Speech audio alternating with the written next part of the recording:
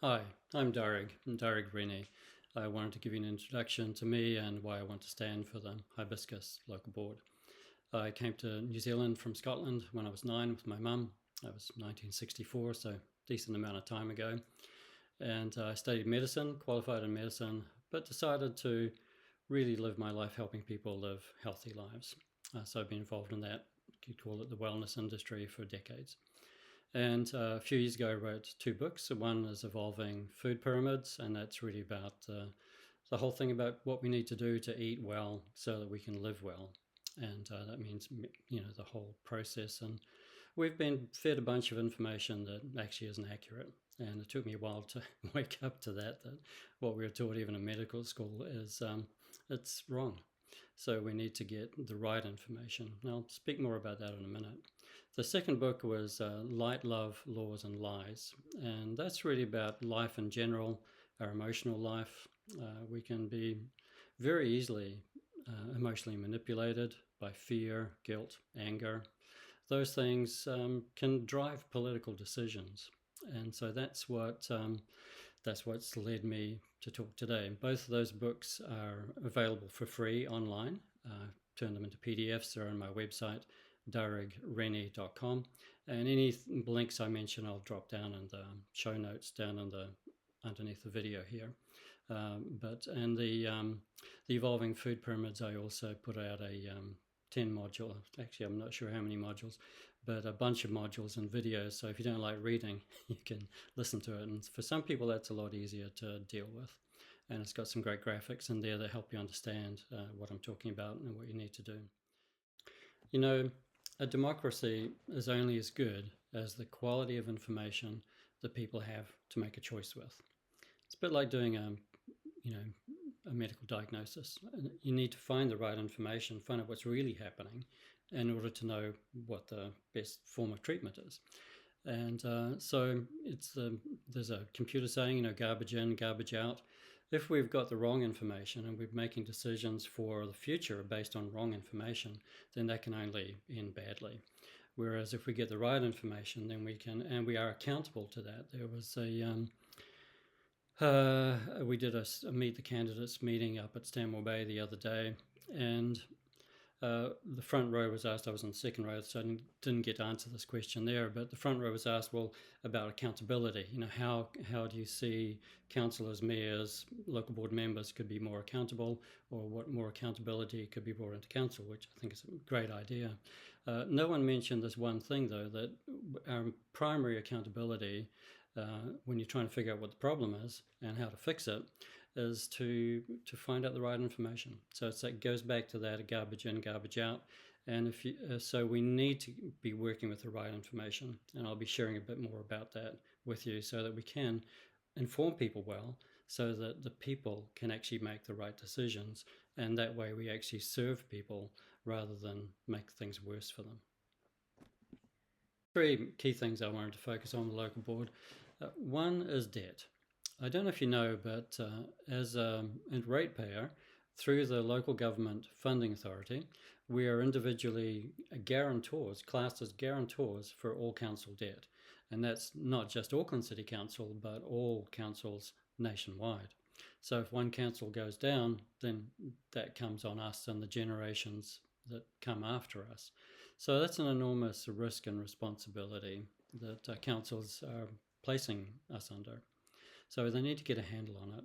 And the LGFA works through, there's a company called Cameron Partners. So again, I'll put the links down below that are connected to the LGFA. And through Cameron Partners, we're actually all connected to, believe it or not, the Rothschilds.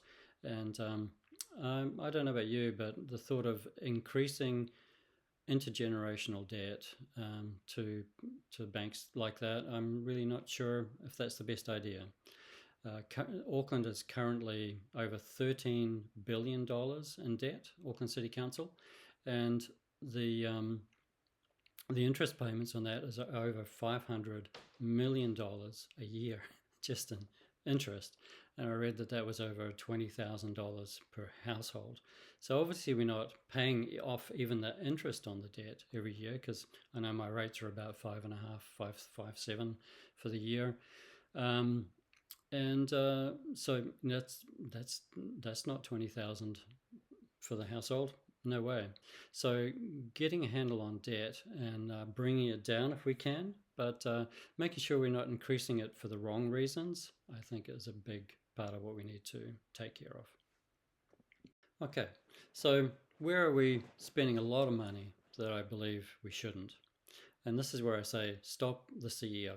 And I'm not talking about the CEO of Auckland City Council. I'm talking about the climate emergency overspending, CEO, climate emergency overspending. You know, Auckland is a C40 city. I'll put the link below. Most people, I asked who knew we were a C40 city at a meeting the other day, and I think 1 out of 50 people actually had their hand up.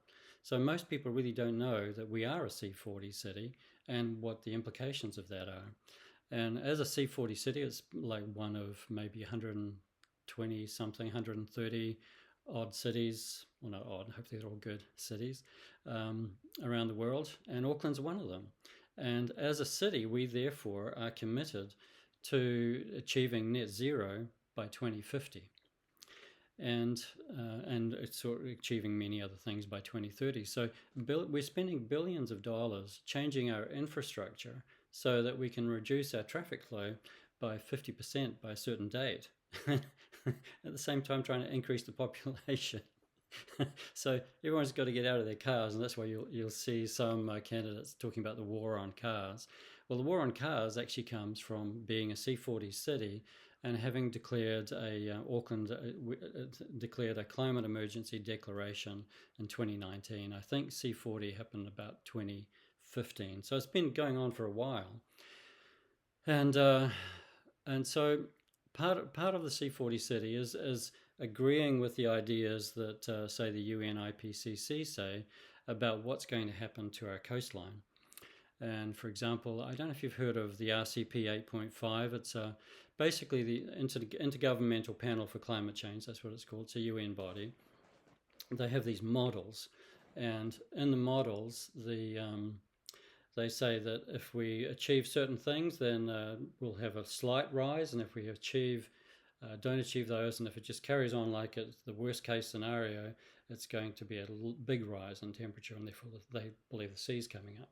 So when and so we're using Auckland City is using, and the government as well, through a thing called the Jacobs Report. But an Auckland City Council employed Tonkin and Taylor, it's an engineering company, and they did their report based on, I think they're obligated by the national government, not national as national labour, but the government, to be prepared for what's going to happen with RCP 8.5 to our coastline. And lots of money is going into this. And RCP 8.5, actually, if I was standing up, has our coastline rising by 1.7 meters. I'm 1.66, so it's around about, I'm 5.5 feet if you remember the old figures. So that's a massive, ocean rise. Whereas if you look at the tide gauge for the last 100 years and then project it for the next 100 years, you're only looking at like 150 millimeters.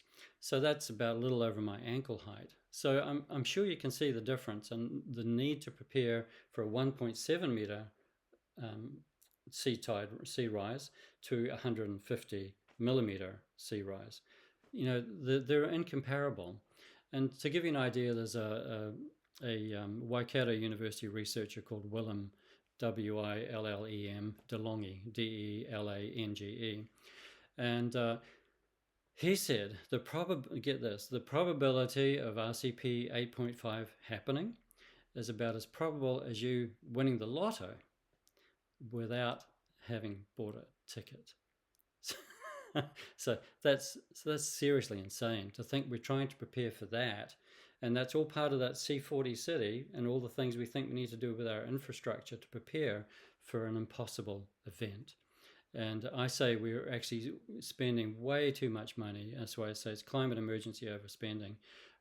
We need to get a handle on that. And partly that's going to be just an education thing. And I've got a video a YouTube video that I did on my presentation to council about why declaring, and there's 2 points they say to declare, the reason they declared a climate emergency, and I pull them both apart in that video, so I'll put that link down there as well. There are 2 other points I wanted to mention here. I came across the other day in one of our Meet the Candidates events that there are people in Manly Beach, for those of you who know it, who actually can't get insurance now.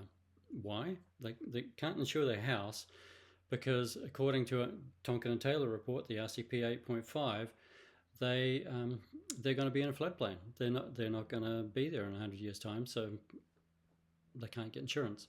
And so it happens as a note on your limb, and you actually don't know it's on there, but it obviously will affect the value. So that's something that we're actually really hampering people with, simply because we're working with misinformed information. Remember, garbage in, garbage out. The second piece was around, I've talked about accountability, and the councils are often talking about public consultations, and they go and consult people, but if they don't give them the right information, all the people can do is to say, well, you know, I agree with one of your choices. And also it's very agenda driven. There's a situation where people are consulted, quote unquote consulted, about putting tall enough trees to shade the area around footpaths and driveways and roads and stuff like that, to protect it from the heat of the sun, obviously, with all the climate warming that's happening. And so they do the consultation, but then they and the people say no. A lot of people have come out to those consultations and said, no, we do not want that. We want to have the sun, so we're not walking in shade all the time. But the council go ahead anyway. So that's one area where the council are not being accountable to the truth, and also they're basically pushing an agenda on people. They're actually not really listening to people. Why? Because they have this agenda that they've got to prepare for this thing as a C40 city. And the US, I don't know if you know, but the US Department of Energy just recently came out with a new report, and I'll put that in the notes, and that basically says climate emergency has been seriously overheated, and we need to cool off about it. So I'm hoping that will get through to Auckland City Council and to our national level ministers as well, so we can actually get some climate reality coming back into the situation, and not preparing for a doomsday scenario and spending billions of dollars for no reason at all. So the last piece, if we can stop the overspending, we can hopefully keep the debt down, or at least stop it ballooning. And we need to be getting back to basics. For some reason, councils stopped clearing drains a while ago. Not sure why, but they did. And that could have been partly responsible for the flooding we had in recent times. And now they're getting on top of that. They're actually getting a look at cleaning the drains and the estuaries and the rivers and all that kind of stuff. Westport had other major problems like that. There's a good documentary called Managed Out, which I'd recommend you watch. I'll put the link down below. And, Westport were looking at actually moving the whole town up the hill rather than fixing the outflows to the ocean. And so simple fixes rather than moving a whole town is an insane idea. Wellington had an engineer gave them the premonition in a way. He said, if you don't keep cleaning the drains particular ways, in 20-25 years you're going to have a major problem. And look to what's happening today. So getting back to basics is a key thing. And there are people that own sections on the peninsula that can't actually build on them till 2030 unless you've got a permit now to hook up to the water and get your wastewater and sewage away. We can't provide that service as a council. So I think maybe something needs to be looked at for them to get back to, in a way, what Wangapuro probably was famous for in the past was having their own septic and water tanks. We have it here, and I've heard you can get them in as little as a space as a 500 square meter section, depending on the way the soil is and the structure of the soil and the flow and everything. So why not do that? Why not give people the option to take care of themselves and get real sustainability happening? And we live in a beautiful area. There's nothing quite like the peninsula, and I'd like to see the greenery preserved, keep Whangaproa green spaces. Forest and Bird are doing some great work.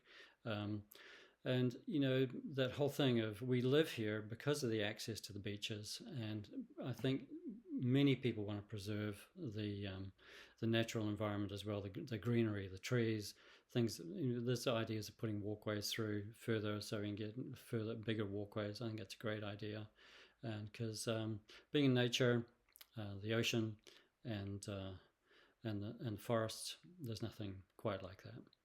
I won't deal with every issue, but one of the things we do need to talk about is the Orewa Beach Reserve. And if you remember, I talked about the Tonkin and Taylor doing a report, RCP 8 based on RCP 8.5, and remember the 1.7 meters high. And so they want to prepare for naturalization. They think that we should do something different. But if you actually look, if you take two things into account, one is that remember the likelihood of RCP 8.5 happening. It's as likely as you winning lotto without actually having bought a ticket. So it's not likely at all. So that 150 mil sea rise may happen in 100 years. So in the meantime, we don't need to prepare for disaster or adapt for disaster. We need to prepare for slow, steady change, which is going to be minimal. And because you didn't buy a lotto ticket, right? and if you look at, I walked Orewa Beach the other day, and if you look at it, there's some form of seawall from the north side, from the Scout Hall, whatever that is, at Arundel Reserve. So there's some kind of seawall there, and it progresses. Well, some of them are getting really big now, and then all the way through to the end of the surf club. Apart from that section, which is between the north side of the surf club and the houses at the end of the play area.